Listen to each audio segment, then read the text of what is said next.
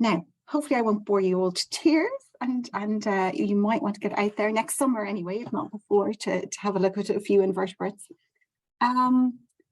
So I suppose the first thing I want to say is just I was really honoured when Pranchi got in touch and invited me to speak, and absolutely terrified, but also didn't hesitate for a second to say yes, because, well, firstly, I absolutely adore the Burren and I will do anything to visit it or talk about it or show people photos of it.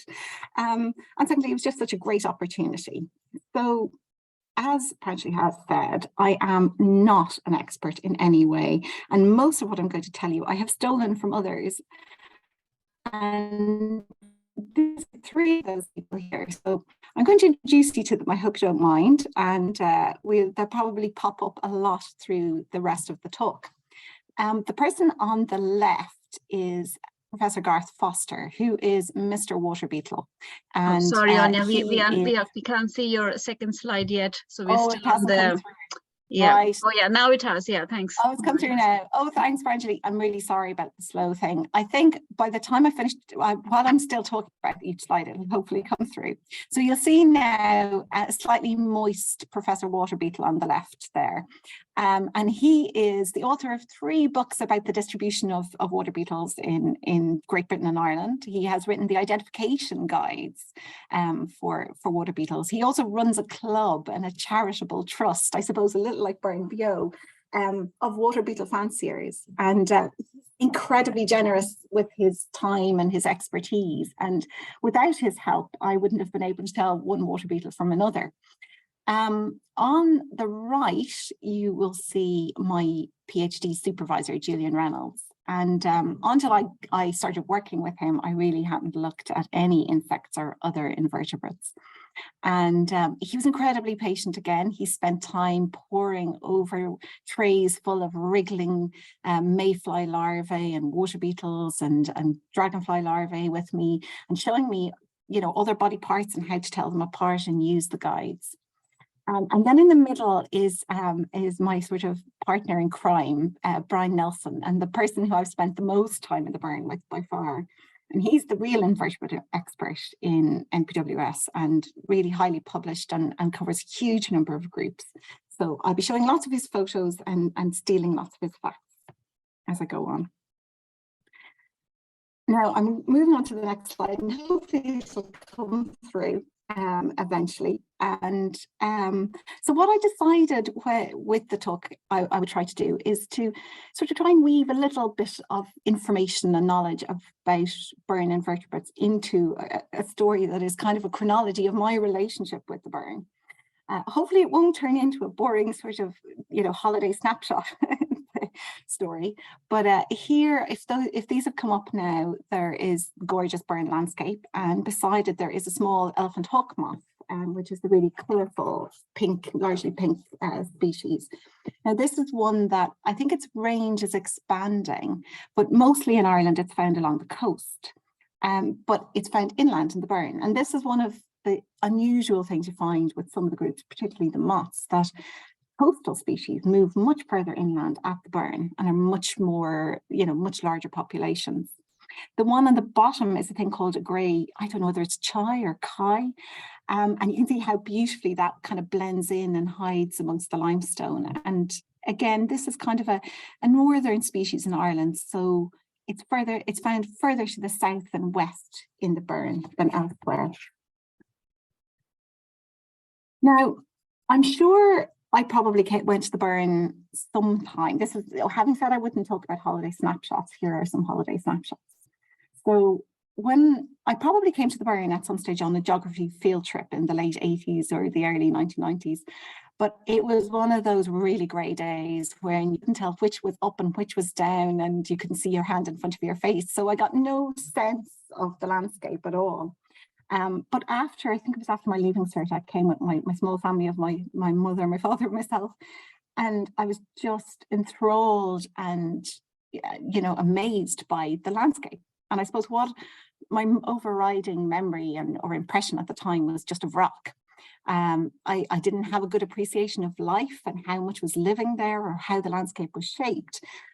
But I suppose my kind of fascination with the rock wasn't surprising, because I come from the Irish Midlands, and the landscape that I'm surrounded with is covered in soil. There's almost no rock. And most of that soil is peat, and quite deep and damaged and destroyed peat at that. And even just to travel from my home anywhere, you were going through a kind of brown landscape.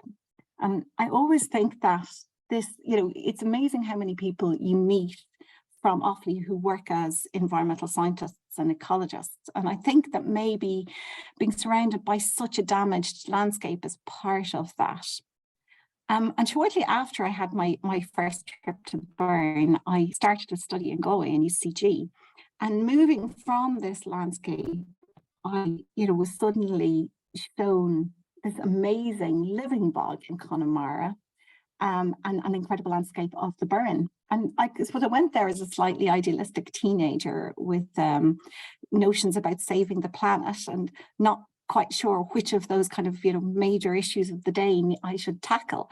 And there were lots of them, and they are remarkably similar to the sort of issues we're all worrying about today. So we were concerned about holes in the ozone layer, and greenhouse gases, and melting ice caps, and nuclear weapons, and nuclear power, and energy sources. But I think when I saw the living landscapes there, that I had, I decided that I had to study more about life and about water, which is such an important and essential part of life, and how it has shaped all of our landscapes. Now, when I was in UCG, I was very lucky to have a lot of very inspiring teachers.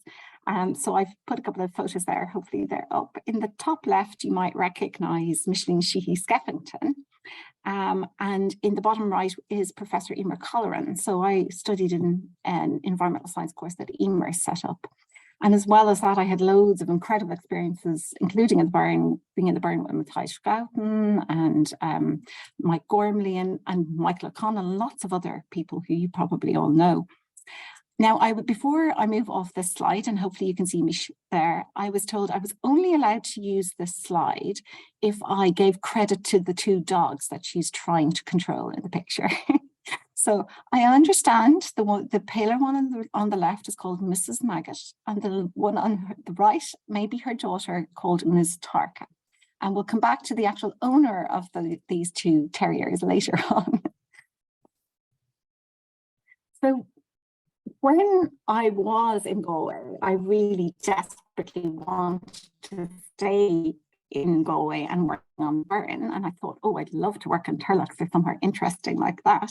But as things would happen, as things happen, I was offered a PhD based in Trinity, but that was studying back in the Midlands in these destroyed bogs, but in areas that had become flooded and were abandoned in terms of industrial extraction of peat, and life was starting to recolonize. And this was the first time that I really started to look at invertebrates with Julian Reynolds and try to identify things. So I learned an awful lot in my few years there. And after that, I was lucky enough to go back to Galway and to work on turloughs, as my wish had been. So I was working again with Micheline and with Mike Gormley, and I also with an incredible team of researchers. So hopefully the pictures come up now.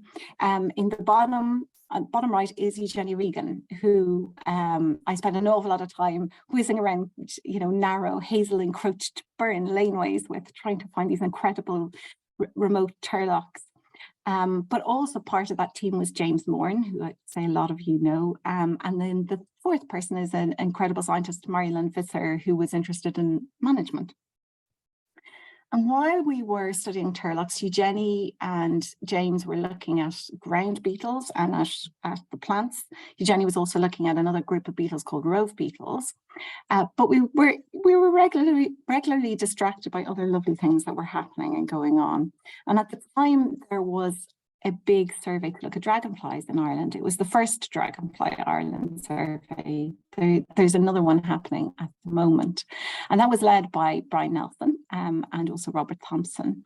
And they came down to the Burren and they trained us how to catch dragonflies and damselflies and how to identify them and release them.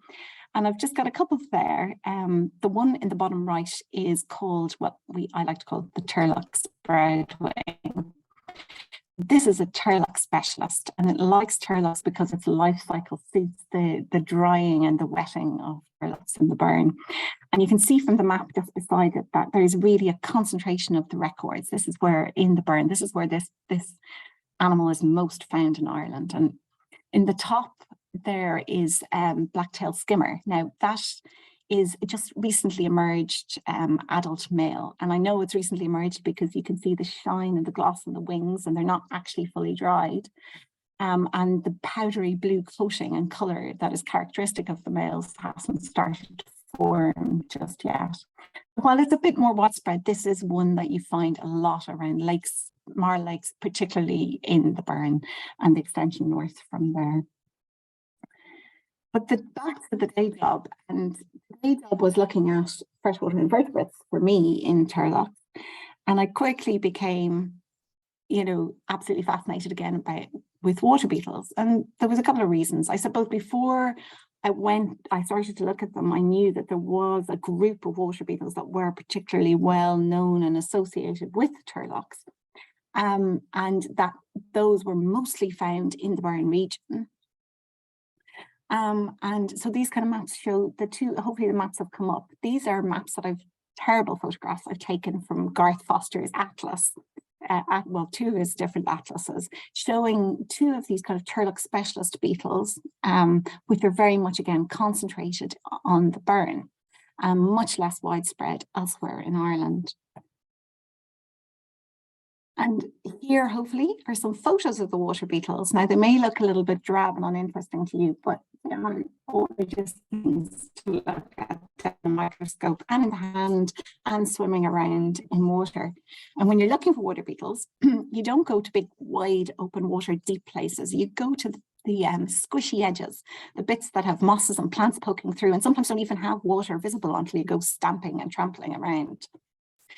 And there you can find enormous numbers of these things any day. And there's huge diversity of them to be found, and particularly in places like turloughs. So now, unfortunately, all of these have only got scientific names. They don't have common names. Garth has tried to give them common names, but nobody uses them. So I'm going to give you the boring Latin names. The first one to the right of the picture is a thing called Agabus labiatus, and that was one of the maps that I showed. And this is a kind of a really interesting thing in that you find it in really, really calcareous, hard waters like turloughs. And you also find it in lakes that are really acid. And there's one big reason for that, and that is because it doesn't like fish. Fish eat it. And so it's found in places where fish don't occur. So that's one of the reasons it's there. It's found in turloughs. The species beside that is a thing called Graptodites bilineatus. And although it looks quite big there, it's actually only about 2 to 2.5 millimeters in length, which is very tiny, but it's still very characteristic. So some of these, a lot of the ones I'm showing you are very small. They're, the others are probably 5, 6 millimeters long.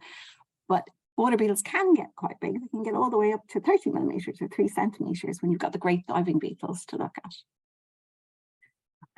I'll just list the names of the other ones. The one in the bottom left is called drier similaris. Beside it, there are 2 species of Barosis luridus and sigmaticollis, which is, again, a very turlough-centered species.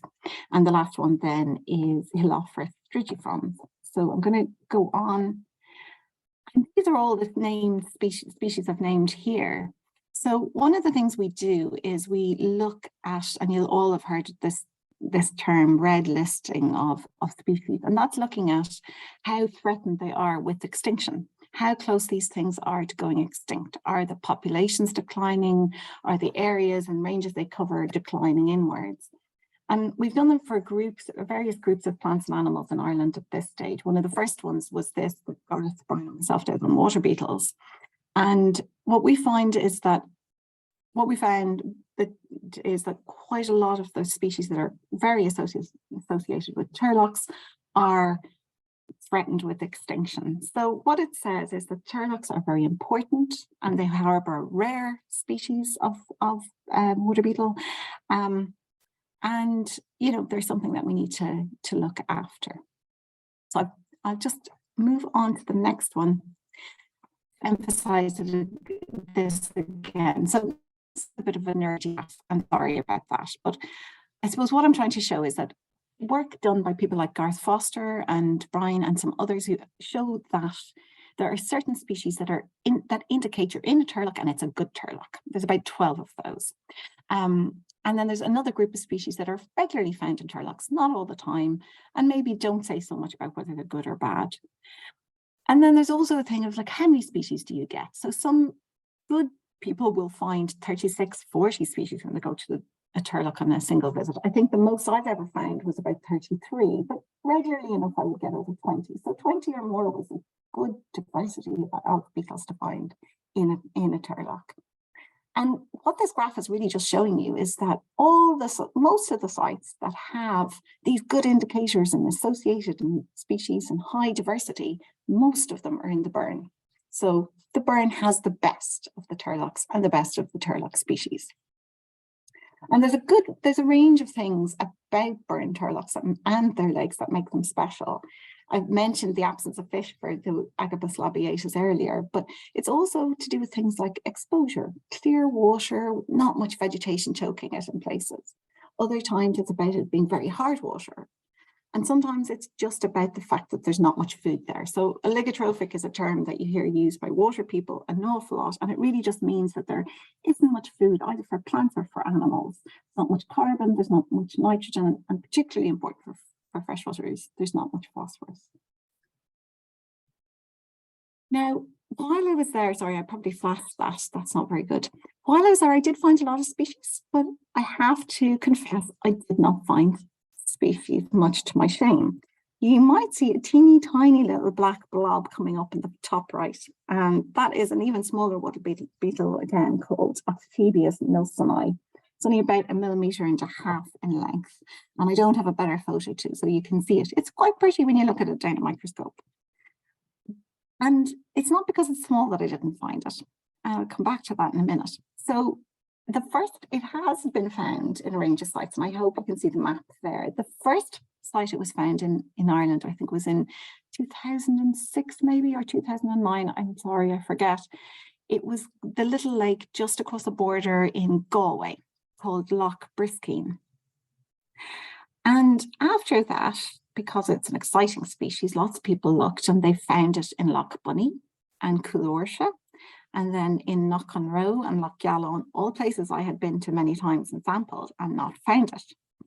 Now, the one thing I can say that I was quite pleased about was that myself and Brian did find it in the northern dot up in Mayo, which is Loch Cara. And if you know that site, like the east side of Loch Corrib and the eastern side of Loch Mask, and then into Loch Cara, they're sort of northern extensions of the Burren. And these are all very important marl lakes. So what's special about this beetle, you might ask? Right, it's found in 6 lakes in Ireland, as you can see, all mapped here. Outside of Ireland, it's only known from 2 other places in the world. And the first place it was found is, hopefully the map is up, the first place it was found is the little blue marker in northern Sweden. And it was found in a lake by the man on the right-hand side of the photograph, who is another professor of water beetles, Anders Nilsson. And he found it, and he didn't know what it was, and he sensibly sent it off to the person who's a specialist in that particular group of water beetles, who went, "This is new to science, and we're going to call it after you." So that water beetle is named Nilssoni after that man there. And that is him in Loch Galon in the Burren looking for his own water beetle, I think around about 2013. The other place in the world where it's known from is a river valley in north of Italy. And it's incredible distribution. There's very few species that are found in so few places so far apart. It's been looked for in lots and lots of other places where it could be found, and it isn't there. And why we find it in Ireland and in Burren is because we believe of this incredible funny crust that grows on the edge of Irish marl lakes. So hopefully that photograph has come up now, and you'll see in the top left The water is Loch Bunny and the water level is a bit low. So that means some of the lake bed is exposed and you can see some of this crust, which can look creamy and sometimes looks a little bit pinky to my eye or grey. And this crust is made up mainly of living material and mainly of very ancient blue-green algae or cyanobacteria. So it's something like, I don't know if anybody knows about stromatolites that grow in Shark Bay in Australia, and tourists come from all over the world to go and see these funny shape, these kind of like little bulging shapes growing there. Well, this is the Irish equivalent. It's really ancient organisms. It's really ancient community growing in Irish lakes. And I think the first person to recognise the importance of this is Cillian Roden. So that's him standing up looking over the tray in Loch Bunny and again showing the crust in the bottom right-hand corner there. So somebody you probably know. I think he was the first person to really recognise the importance of this crust because it's really extensive in Ireland and it's almost found nowhere else in Western Europe and possibly the world. And he supervised a study by Philip Doty, who's responsible for some of those pictures and somebody who could tell you lots more about it. But in it is found lots of bacteria, lots of single-celled animals and plants, and lots of little animals beside that, including this water beetle, Octavius nelsoni. So the one thing that we know for sure is that it's always found associated with this crust. And this is maybe my excuse for not finding it, because it's in deeper, open, clear water and away from the vegetation that I'm not used to sampling in. So just, I'm pointing out lots of people. So the person with the hat is Brian Nelson again. And the other person who's snorkeling and bending over the tray is a chap called Jim Ryan. And he was my boss for very many years in the Wildlife Service, and is a hugely important campaigner for nature conservation and incredibly knowledgeable scientist. So I learned so much about lakes from him, well, from all three of the people in this slide. So I'm going to divert slightly from talking about inverts and people to talking about marl lakes just briefly, and Cillian is the person you should get to talk to you a little bit more about it. And it's just to say that these stony marl lakes with this creamy crust, they don't occur in very many other places, certainly not in Western Europe. And Ireland is a stronghold for them. We have probably all the largest, most important, and in Ireland, the Burren is obviously the most important place for these lakes. And they're incredible. They're really extreme environments because the water is so hard, and they're dominated by very primitive organisms again. So not huge numbers of things, but things that aren't found anywhere else. So we have our crust, and then we have zones or layers of lots of different types of stoneworts growing down into the lake. And stoneworts, I always think, are a bit like the seaweeds of freshwaters. So they're algae, but they have a bigger structure and texture. And the thing about the marl lakes in Ireland is that they're just so clear and the water is so good. The plants can grow down to huge depths. So, you know, in Coolorta, I think Cillian has found charophytes growing down with beneath 10 or more meters of water, which is incredible. You know, I can never get my head around it. Okay, so I continue to look at water beetles and dip into lakes and turloughs over the years, and always try to keep an interest in invertebrates alive. But the pandemic hit and we were all sort of stuck in our homes and wondering what on earth to do with ourselves. And one morning, Brian Nelson rang me up and said, "Are you home?" And I sort of stopped myself from cursing at him because I thought, where else am I going to be? I'm only allowed to go 2 kilometers from my home. And I said, yeah, anyway, politely. And a few minutes later, there was a knock on my door. And it was the days when none of us wanted to even be in the same hurling pitch as another human being. So I think the courier hurled the box at me, but I caught it. And a large cardboard box with an awful lot of bubble wrap. And when I eventually unwrapped it, this is what emerged. And this is a light trap for trapping moths. And so started a whole new phase of interest in invertebrates. So I in my garden first, spent a lot of time every night plugging in my light, going out each morning and looking at to see what I would find. And even in my own little garden in my suburban Dublin garden, I was finding loads of incredible, colourful, beautiful things. So as soon as like lockdown started to lift a bit, we thought, well, shall we go and sample somewhere more lovely? And where better than to go to the Burren? So that was the very first place that we went. So I went. So over 2021 and 2022, I spent a good bit of time sampling in the Burren. We were particularly targeting here, which is the pine forest in rock forest, which has the native Scots pine, and it's a beautiful open woodland with limestone pavement and heath, and it's just gorgeous. So the people that were mainly doing this with me were, on the left is Michael O'Donnell, who is Professor Moths. He is involved in Moths Ireland, and he's endlessly patient with helping you identify and he provides loads of data. The maps are available on the website. There's just an incredible group of people recording moths in Ireland at the moment. In the middle is Brian again, and then Fergie and Marnell. So I'm not going to bore you with showing you all the moths that we've trapped over the last couple of years, but I'll show you a few. So the one, hopefully it's up on the left, is a daytime flying moth, not one that comes to your light trap. This is the forester moth, and that's so it's a really, I saw it for the first time this year. Actually, it's a stunningly beautiful thing. You find it in grasslands and on fens, and it's something that has declined significantly outside of the Burren. The Burren is still its big stronghold, and it's doing very well here. The one on the right, if you can tell where the moth ends and the twig begins, you can see it blends beautifully with all the lichens that are growing on the twig. That's something called pale agar, and it's got a really interesting distribution. So you can see you find it up in the limestone belt across Fermanagh, North Leitrim and into Sligo, but then the major stronghold again is in the Burren. Was I going to say something else about that? No.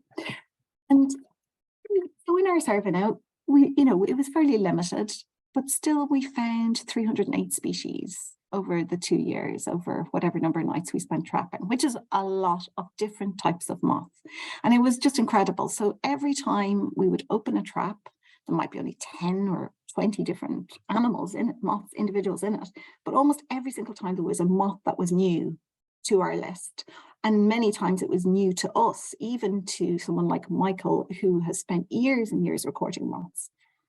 So 308 is about a third of the known number of moths from the Burren. So it's 930 plus moths, but then you can see the total number from Ireland is a phenomenal 1,500. So these are really species-rich group of invertebrates. So we found 4 that are on the red list, threatened with extinction, including the forester that I just showed you, and then 4 that are near threatened. 2 new to the Burren, 1 actually new to County Clare in its totality. And showing you maps for a couple that are real Burren specialities. I don't have pictures of them, I'm really sorry.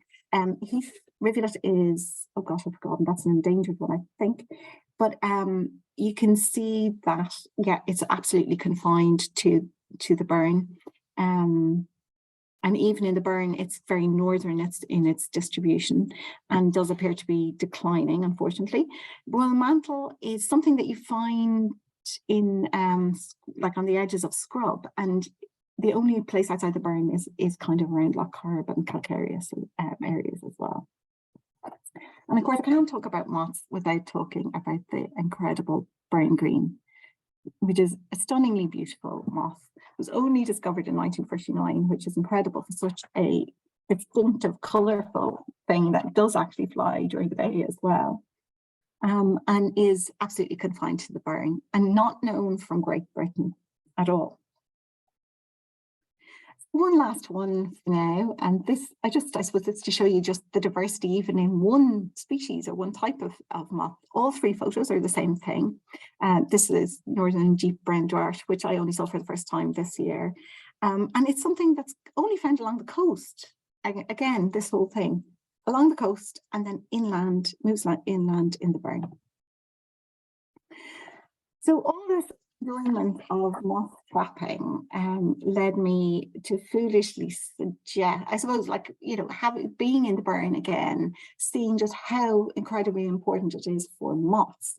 You know, on top of the time spent there looking at water beetles and knowing how really important it is for water beetles and for dragonflies and damselflies, made me think, why aren't we celebrating this more, and shouldn't we be talking about it? And I stupidly suggested we should have a conference, and so Brian and myself and other people came together, and it did actually happen.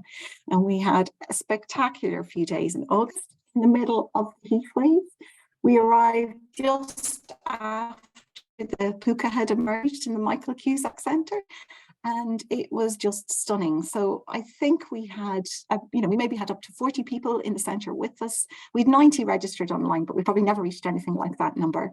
And we had 12 incredible talks by specialists covering lots of different groups, not just insects. Also, we had snails and spiders featuring this time. And we had 3 sweltering hot trips out into the field.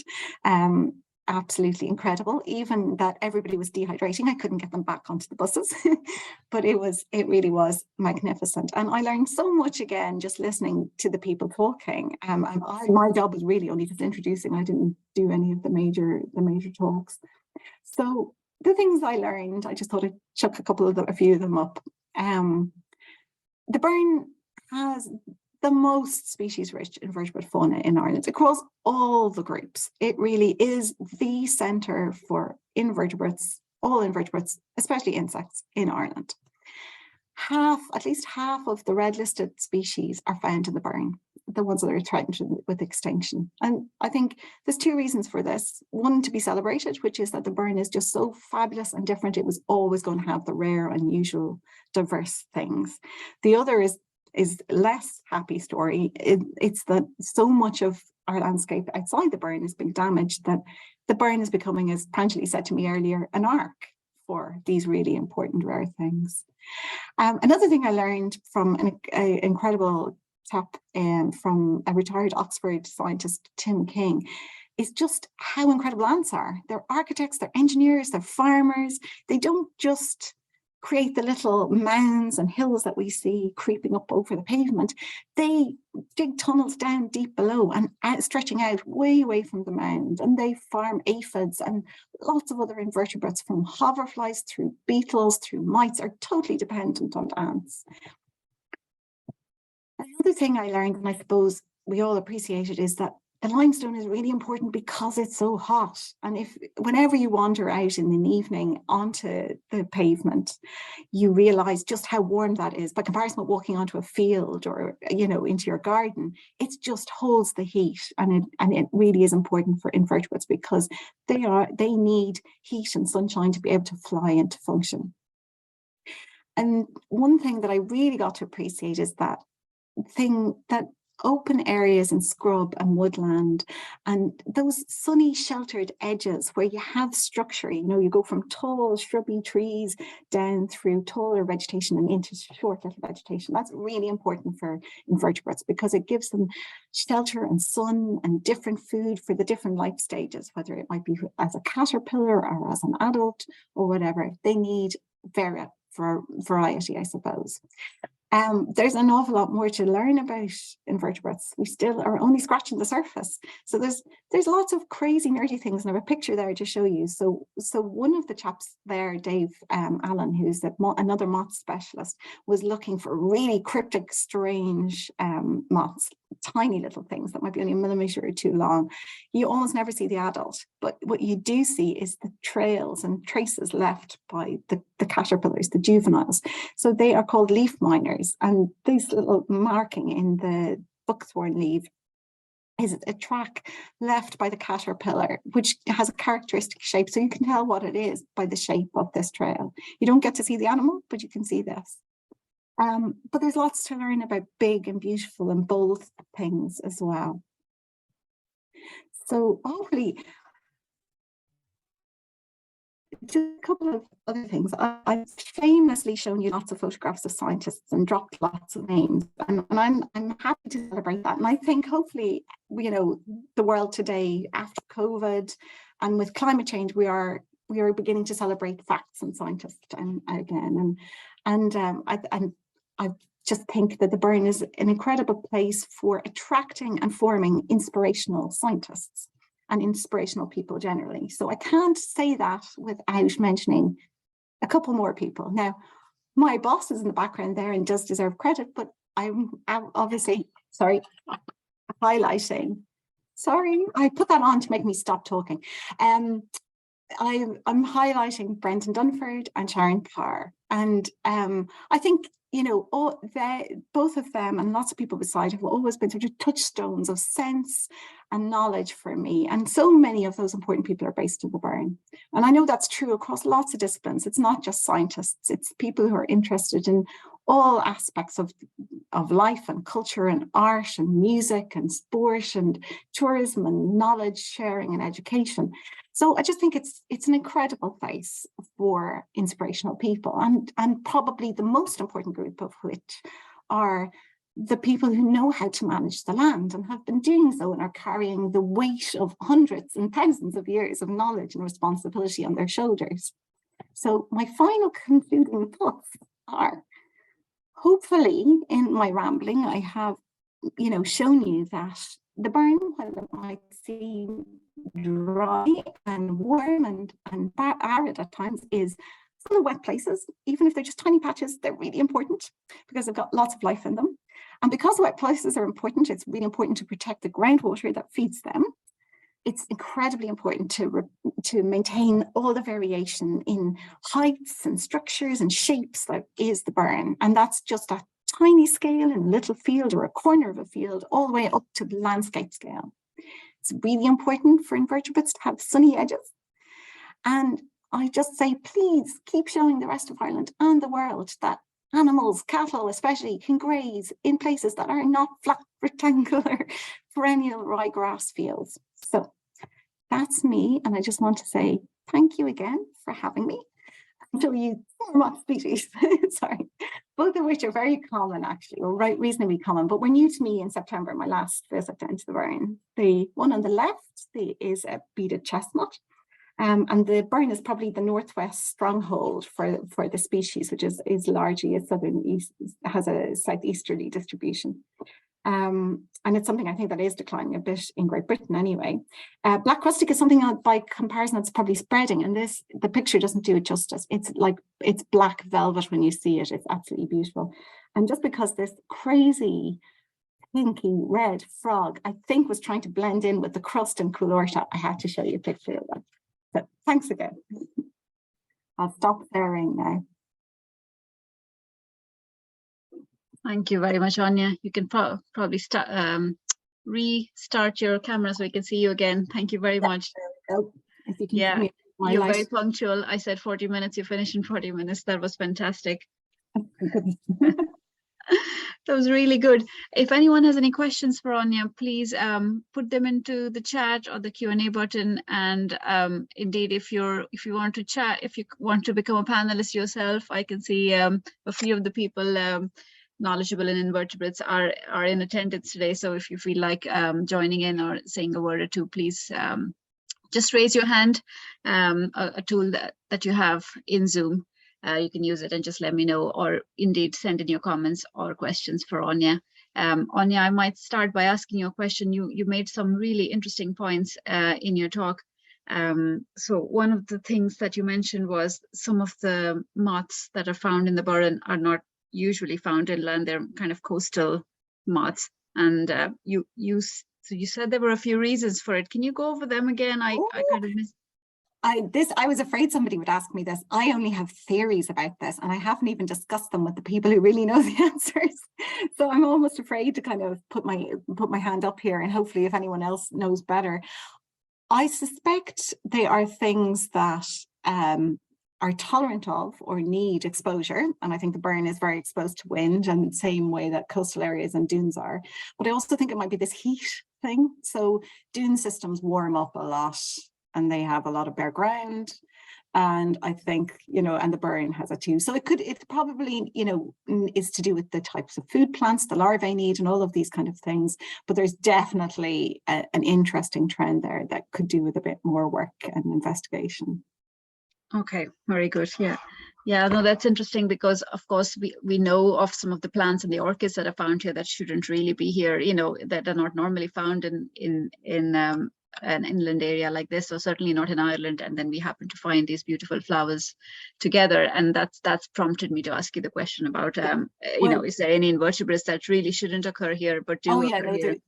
it's very I hope now I meant to say it while I was showing you the slide about the invertebrate conference. I'm writing up a conference report. It will be available online eventually, and we're hoping to get the recordings of the talks from that up online. So I'll share them with you, and hopefully you can share them with the rest of the trust then. But that was one of the things that Brian Nelson's talked about, was that you have that pattern that you mentioned in the invertebrates as well. So you have species that are very northern or Arctic in their distribution, and you have very southern species that are, you know, so for instance, the Burren green, the nearest location for it is somewhere outside Paris.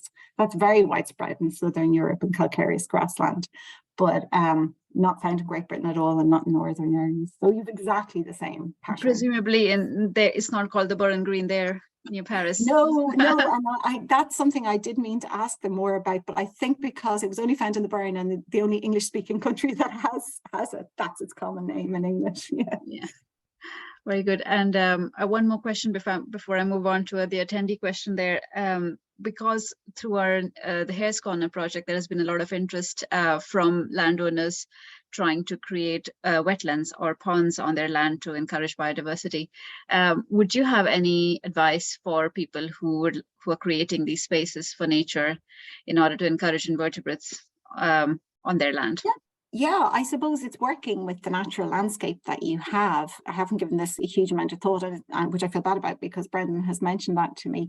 I think that if you have areas that would naturally flood, then encourage them in a way. You know, sometimes people may have drained that in the past, and it can be a simple thing of just blocking up a drain, or, you know, perhaps if there was a swallow hole or something that had been manipulated. So I would say play with the landscape that you have and try and recreate what might have been there previously, rather than doing large, you know, kind of works, but I know yours is it's small areas of fields, isn't it, and patches.